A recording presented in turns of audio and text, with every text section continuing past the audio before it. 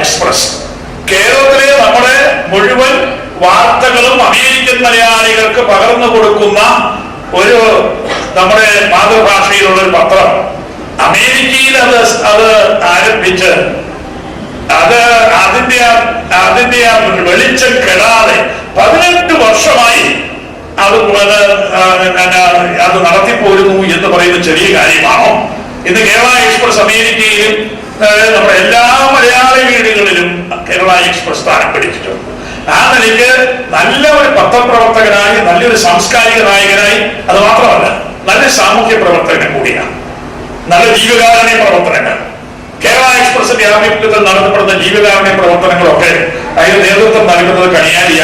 എല്ലാ നിലയിലും വളരെ പ്രശോഭിക്കുന്ന ഒരു വ്യക്തിത്വം. നമുക്ക് എല്ലാവർക്കും അഭിമാനമുണ്ട്. കോട്ടയംകാർക്കും കേരളത്തിലുള്ള ആളുകൾക്കും എല്ലാം അഭിമാനമുണ്ട്. കേരള എക്സ്പ്രസിനും ശ്രീ കണിയാലിക്കും എന്റെ ഭാവങ്ങൾ ഞാൻ നേർന്നു കൊള്ളട്ടെ. ഇന്നത്തെ സെമിനാർ കേരള വികസനവും ടൂറിസവും, സുരക്ഷിതത്വം, ശുചിത്വം, ആതിഥ്യ മര്യാദ. അപ്പൊ ബാബു സാറിന്റെ ആ സംസാരം എനിക്ക് മനസ്സിലായി.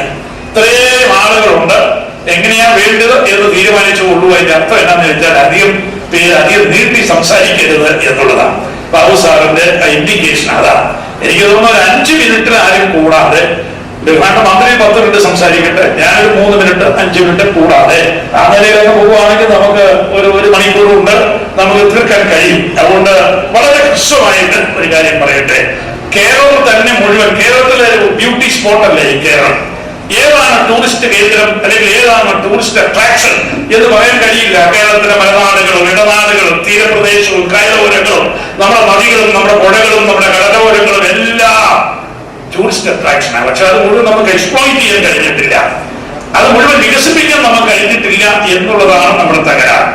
ഈ ഭാവി കേരളത്തിന്റെ വികസനത്തെ പറ്റി ചിന്തിക്കുന്ന ഒരാൾക്കാണ് അതൊരു ഗവൺമെന്റ് ആണെങ്കിൽ നമുക്ക് ഏറ്റവും വികസന സ്കോപ്പ് ഉള്ളത് വാസ്തവത്തില് ടൂറിസമാണ്. ആ ടൂറിസം നമുക്ക് വികസിപ്പിക്കണമെങ്കിൽ എന്താണ് കാര്യം? നമുക്ക് വിദേശ ടൂറിസം, ഈ 2008 കണക്കുകൾ വെച്ച് നോക്കുകയാണെങ്കിൽ വിദേശ ടൂറിസ്റ്റുകൾ ഒരു വർഷം 5 ലക്ഷം 6 ലക്ഷം വിദേശ ടൂറിസ്റ്റുകൾ വരുന്നുണ്ട്. ഡൊമസ്റ്റിക് ടൂറിസ്റ്റ് ആണ് നമുക്ക് കേരളത്തിലേക്ക് കൂടുതലായിട്ടുള്ളത്. പക്ഷെ ഇതിനകത്ത് പറഞ്ഞിരിക്കുന്ന ഒരു കാര്യം സുരക്ഷിതത്വം, ശുചിത്വം, ആതിഥ്യ മര്യാദ. ഈ ടൂറിസം നമുക്ക് ഡെവലപ്പ് ചെയ്യണമെങ്കിൽ ഈ 3 കാര്യങ്ങൾ നമുക്ക് അടിസ്ഥാനപരമായ ഈ 3 കാര്യങ്ങൾ. ഒന്ന് സുരക്ഷിതത്വം. ആ വിദേശത്ത് നിന്ന് ആളുകൾ വരികയാണെങ്കിൽ സുരക്ഷിതത്വ ബോധമില്ലെങ്കിൽ എപ്പോ വേണമെങ്കിലും ബോംബ് ബ്ലാസ്റ്റ് ഉണ്ടാവും എന്ന് വന്നു കഴിഞ്ഞാൽ ഭയപ്പാടുണ്ടെന്നുണ്ടെങ്കിൽ ടൂറിസ്റ്റ് വരികയോ. അപ്പൊ നമുക്ക് ആവശ്യമായിട്ടുള്ളത്, ഇപ്പോൾ ഉദാഹരണമായിട്ട് പറയട്ടെ, ഇപ്പൊ ബോംബെ താജ്മഹൽ ബോംബ് ബ്ലാസ്റ്റ് ഉണ്ടായി. താജ്മഹൽ ബോംബ് ബ്ലാസ്റ്റ് ഉണ്ടായതിനു ശേഷം ഫോറിൻ ടൂറിസ്റ്റിന്റെ വരവ് കുറഞ്ഞു. ഇന്ത്യയിലേക്കുള്ള വരവ് കുറഞ്ഞപ്പോൾ കേരളത്തിലേക്കുള്ള വരവും കുറഞ്ഞു.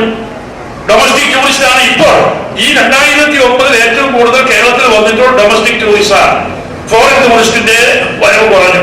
ഇനി ഡൊമസ്റ്റിക് ടൂറിസം, നമ്മുടെ തേക്കടിയിൽ തന്നെ ഒരു ബോട്ട് അപകടം ഉണ്ടായി. ഇനി പാലക്കാട് തേക്കടിക്ക് വരുമോ? തേക്കടിയിലെ ആളുകൾ കുറഞ്ഞു. എന്തോ ഒരു അപകട ഭീതി, എന്തോ ഒരു ഭീതി മനുഷ്യന്റെ മനസ്സിൽ വരികയാണ്. സെക്യൂരിറ്റി, ഇൻസെക്യൂരിറ്റി മനുഷ്യന്റെ മനസ്സിൽ വരികയാണ്. പക്ഷെ അതൊക്കെ കഴിഞ്ഞിട്ട് ഇപ്പൊ സർവേ ചെയ്യുന്ന ആളുകൾ വരുന്നുണ്ട്, വേറൊരു കാര്യം. അപ്പൊ നമുക്ക് ഈ താജ്മഹൽ സംഭവം അല്ലെങ്കിൽ തേക്കടി ബോട്ട് ട്രാജഡി ഇതൊക്കെ നമുക്ക് വരുമ്പോൾ ഒരു ഫീലിംഗ് ഓഫ് ഇൻസെക്യൂരിറ്റി ഇങ്ങോട്ട് വന്നാൽ എങ്ങനെയാണ്? അപ്പൊ ശ്രീലങ്ക നല്ല സ്ഥലമാണ്. എനിക്ക് പലപ്പോഴും പോകണം തോന്നിയിട്ടുണ്ട്. ഇതുവരെ ഞാൻ പോയിട്ടില്ല, തൊട്ടടുത്ത. പക്ഷെ അവർ ഭയപ്പാടുകൊണ്ടല്ല, നമുക്ക് ഇതുവരെ എത്തി. പക്ഷെ അത് ശ്രീലങ്കയിൽ നമുക്ക് ഇല്ല, വിഷമത ഇല്ലായിരുന്നു.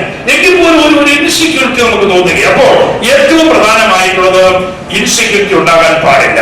കേരളത്തിൽ ഭീകര പ്രവർത്തകരുടെ റിക്രൂട്ടിംഗ് കേന്ദ്രമായി കേരളം മാറുന്നു എന്നുള്ള ചീത്തപ്പേര് തന്നെ നമുക്ക് ഉണ്ടായിട്ടുണ്ടെങ്കിൽ ഭീകര പ്രവർത്തനങ്ങളെ അത് തിരിച്ചറിയാനും കണ്ടെത്താനും അത് ചെയ്യാൻ നമുക്ക് കഴിയണം. നമുക്ക് സുരക്ഷിതത്വം ഏറ്റവും ആവശ്യമാണ്. ശുചിത്വം.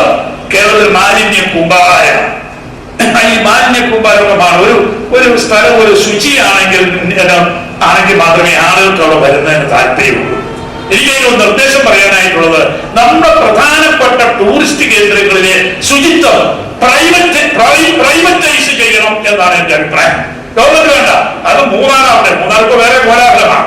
മൂന്നാറാകട്ടെ, തേക്കടിയാകട്ടെ, മറ്റെവിടം ആകട്ടെ, കോവളമാകട്ടെ, ടൂറിസ്റ്റ് കേന്ദ്രങ്ങളെ സംബന്ധിച്ചിടത്തോളം അവിടുത്തെ ശുചിത്വം നീറ്റായി പരിസരങ്ങൾ മുഴുവൻ വൃത്തിയാക്കുക, ആ ടൗൺഷിപ്പ് വൃത്തിയാക്കുക, ഗ്രാമം വൃത്തിയാക്കുക.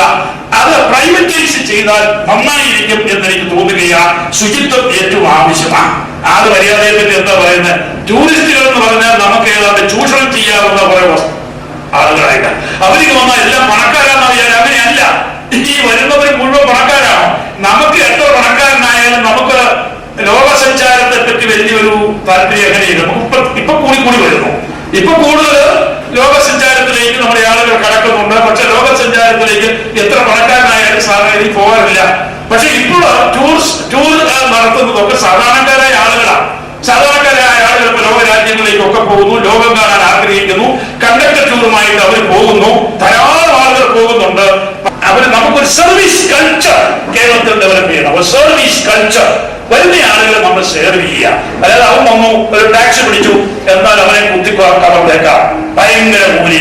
അവൻ വന്നു താമസിച്ചു, ഡൊമസ്റ്റിക് ആയിട്ട് വരുന്ന ടൂറിസ്റ്റിനെ ഈടാക്കുന്നതിനേക്കാൾ 4 ഇരട്ടി അയാളുള്ള റൂം വാടക മേടിക്കുന്നു, അല്ലെങ്കിൽ മറ്റ് ഫീസ് ഈടാക്കുന്നു. അപ്പൊ ചുരുക്കി പറയേണ്ട കാര്യങ്ങളൊക്കെ മനസ്സിലാവുമല്ലോ. അത് എസ് എ രീതി, പ്രസംഗ രീതി പറയേണ്ട കാര്യമില്ല. നമ്മൾ വിദേശ ടൂറിസ്റ്റുകളിലൂടെ വന്നാൽ അവരെ എങ്ങനെ പിഴിഞ്ഞ്, അവരെ എങ്ങനെ ചൂഷണം ചെയ്ത് നമുക്ക് മുതലാക്കാം എന്നുള്ള ചിന്താഗതി മാറ്റി അവർ നമ്മളെ അതിഥികളാണ് വരുന്നവര് എന്നുള്ള നിലയിൽ ആതിഥ്യ മര്യാദയോടുകൂടി അവരെ സ്വീകരിക്കുവാനും അവർക്ക് ഹോസ്പിറ്റാലിറ്റി നൽകുന്നതിനും നമുക്ക് കാര്യത്തിലൊരു മാറ്റം കേരളത്തിൽ ഉണ്ടാവണം. ഇങ്ങനെയൊക്കെയുള്ള കാര്യങ്ങൾ വരികയാണെങ്കിൽ പിന്നീടൊരു കാര്യമുള്ളത്, അത് ബിനോയ് വിശ്വത്തിന് ഞങ്ങളുടെ കാലഘട്ടത്തിൽ നടന്നില്ല. ഒരുപാട് ബിനോയ് വിശ്വമൊക്കെ ചിന്തിച്ചാൽ പോലും ഇനി ഞങ്ങൾ വരികയാണെങ്കിൽ ഞങ്ങൾ ചിന്തിക്കാം. അപ്പോൾ അത് എനിക്ക് അതിനെ പറ്റി പറയാനുള്ളൂ.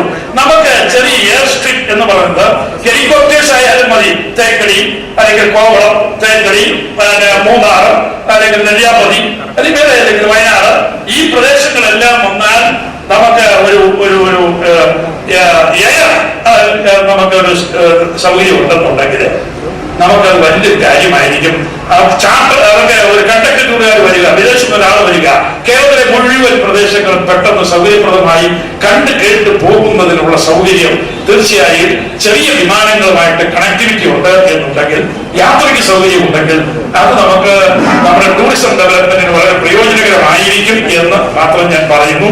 അത് ഹെൽത്ത് ടൂറിസം ഡെവലപ്പ് ചെയ്യാം, നമ്മുടെ ഗ്രീൻ ടൂറിസം നമുക്ക് ഡെവലപ്പ് ചെയ്യാം. ഏത് നിലയിലും പല രീതിയിലുള്ള ടൂറിസം ഉണ്ട്. ടൂറിസം ആളുകളെ ആകർഷിക്കാൻ പറ്റും. അതൊക്കെ നമുക്ക് ഡെവലപ്പ് ചെയ്യണം. ഞാൻ അവസാനിപ്പിക്കട്ടെ. കേരളത്തെ സംബന്ധിച്ചിടത്തോളം വളരെ നമ്മുടെ ഭാവി വികസന സാധ്യത ഏറ്റവും നമുക്ക് നിറഞ്ഞു നിൽക്കുന്ന ആ ടൂറിസത്തെ പറ്റി ഇവിടെ ഇപ്രകാരം ഒരു സെമിനാർ സംഘടിപ്പിക്കാൻ മുന്നോട്ട് വന്നത് വളരെ വളരെ ശുഭതർക്കമായി ഞാൻ കരുതുന്നു. എന്റെ വാക്കുകൾ ഞാൻ ഉപസംഹരിക്കട്ടെ. ഇതിലെ ചർച്ചകൾക്ക് എല്ലാവിധമായ വിജയങ്ങൾ നേർന്നുകൊണ്ട് ഇവിടെ വന്നിരിക്കുന്ന നിങ്ങൾക്ക് എല്ലാവർക്കും ഞാൻ അഭിവാദ്യങ്ങൾ നേർന്നുകൊണ്ട് എന്റെ വാക്കുകൾ